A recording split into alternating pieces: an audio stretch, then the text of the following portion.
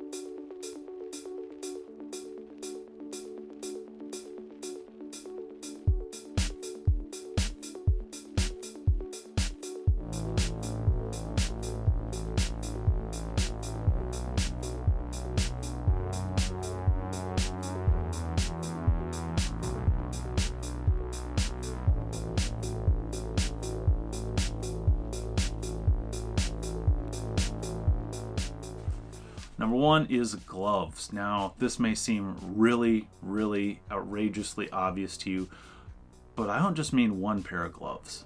No, I'm talking about 1, 2, 3, 4, 5.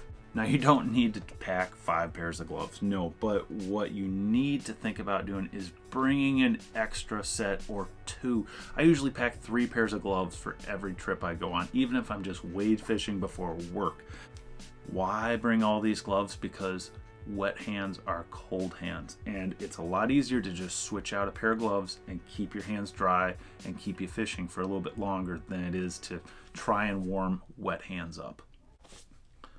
Few different types of gloves I like to pack. Number one, my favorites are usually fold over mittens. These things are perfect for just about everything. Yes, the mitten sometimes gets in the way, but gosh, it's really nice when that wind comes up to just flip over and warm those fingertips up. Pair of half finger gloves. These are really nice on those warmer days where you just want a little bit of wind protection. You're not going to be out very long, and gosh, they're easy to still tie knots with. I'm also usually in the boat carrying a big pair of waterproof mittens. There's a fleece liner in here that holds a hand warmer right on my fingers, which is really nice. They're totally waterproof. They're all sealed up, so I can put my hands in here, get out of the wind, warm up. This is the way to go. So you've got your mittens, you got your gloves. Next thing you need to think about is maybe some chemical hand warmers. These are awesome for the money. They're really cheap, they're easy to use. You open them up, shake them. I usually like to supercharge these. I open them up on the way to the river and set them up on the defroster, and man, they get toasty. They also make toe warmers. These are great. I mean, my toes get cold pretty fast. Usually I'm only in the water for 15 to 20 minutes at a time, and then I need to get out and I would need to wiggle my toes, do jumping jacks, whatever. These help me stay warmer longer. Okay, sorry, cut the music, stop everything. I know I was really drawing you in with crinkling those hand warmer pockets, and we'll get back to that in a second. Our keen viewers will notice we're in a different setting. Yeah, if you didn't notice that, come on, what's going on? I'm also wearing different clothes. It's a different day, actually. But I was editing this video and I realized there's something missing because I counted up all these items that were supposed to be 10 of them, and there was only 9, which means I kind of forgot something, and that's why we're really quick going to cut to this and talk about mitten clamps. Mitten clamps are going to be the best thing to remove hooks, to trim your line, all those little detail things to take care of in the winter, and you can keep your mittens on. It's the best part. They're spring loaded. These are from Loon. These are my favorite ones. Let me see if I can get the focus on there. You have to put it in front of your face. They have scissors built in, right? So you can just pop them to your shirt. Can you see there? And you're ready to go. Simple as that. Okay, mitten clamps. Get some. You're gonna like them. They're worth having. I probably have 2 or 3 pairs. Back to your regular program. Sorry for interrupting. Towel. Towel is the silliest thing that no one thinks about. If you don't have an extra pair of gloves, here's what I like to do. I take my gloves off when I'm about to land a fish, throw them up on the bank, get my hands wet, get that fish unhooked, put them back, dry my hands off, put my gloves back on. This is a really, really lightweight thing you can put in your bag that's just gonna keep you fishing longer. So think about packing a towel. Usually Brian and I both have more than one packed. I keep one for the camera, one for my hands, and one spare. Why not? They weigh absolutely nothing. They're pretty cheap. You can even get them from Scientific Anglers now. Next thing we're going to talk about is nets. We're kind of carrying on with this theme of keeping your hands dry and warm. Nets are usually a tough thing for steelhead anglers. You need a bag big enough, a hoop big enough to hold a really large fish, but you don't want to carry around something like this huge boat net that we're using in the boat with an extendable handle. It's not going to hang off your back well. It's not going to be comfortable. You don't want to set it on a tree and then hook a fish and have to yell for someone. No. What you want to find, if you can do it, if you're a dedicated steelhead angler, is a short-handled big basket net. It's all about the depth of the bag. You don't need a hoop the same size as the fish. It's all about the depth of that bag. That's the really important thing. This is our favorite hand net for steelhead. I'm not trying to turn this into a sell it type video, but the McLean hand net, it's a large net. This thing is awesome. It's the perfect net for this. Fits on your back. It's lightweight, even has a scale built in. This really simple looking little wheel of foam is called a rig keeper. This thing is great because I can sit at home where I'm warm, hang out with the dogs and my wife, and tie up rigs for the next day. And when I break off, all I have to do, grab your nymph off of here, grab your egg, tie it onto your swivel, and you're ready to rock. Simple. You don't want to spend all that time out in the cold, in the wet, retying everything. These come in a few different options. We got these leaderboard styles where you wrap the leaders around here too. These come with a little case. There's 2 in them. Really cool, simple things to make your day better. Number 7 is a hook hone. These things are awesome. You're going to dole out some hooks. You're gonna hit rocks. You're gonna stick them in logs. That's part of the deal.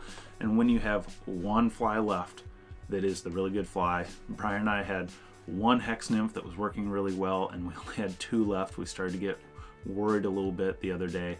This really comes in handy because you can keep that fly fishing longer and really make sure you're gonna stick a fish.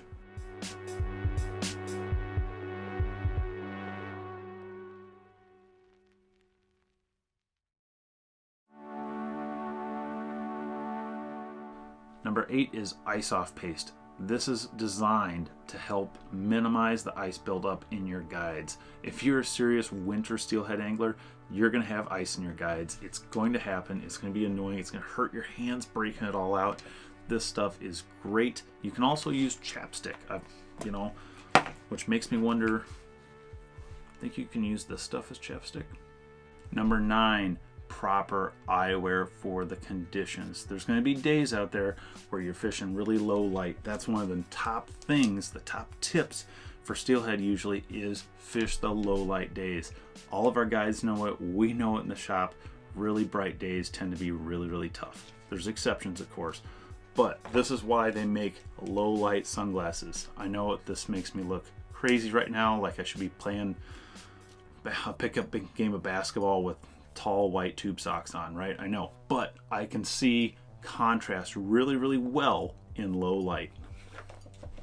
Number 10, you're gonna think this is silly, but I never leave home in the winter without this, is a thermos. Something warm to drink will just pick up your spirits and it'll hopefully warm you up, especially if you get a little bit wet.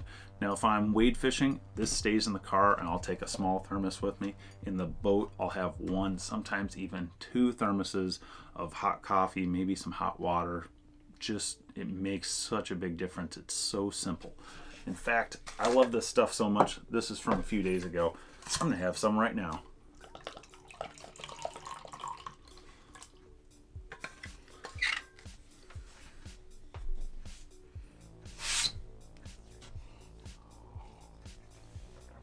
Oh, pro tip, never drink gas station coffee cold. Don't do it. Okay, we made it. That was 10 quick, easy tips to improve your comfort on the water when you're steelhead fishing. If you have one we missed, let us know. I love hearing about these tips and tricks from other people. There's a lot of creative people out there that have thought of things over the years that just blow my mind. So share what works for you, share what doesn't. Yeah, some of these maybe you've heard of, maybe you do already. That's okay, but there might be someone out there that thought, gosh, I didn't think about that. I should try that. So thanks for watching, everyone. We really appreciate it. If you haven't done so yet, think about hitting that subscribe button, especially if you're a Midwest angler. These videos are for you in the Great Lakes. Think about hitting that thumbs up button if this was helpful. That helps us out, helps other people find these videos as well. And as always, I hope to see you very soon on the water or in the shop.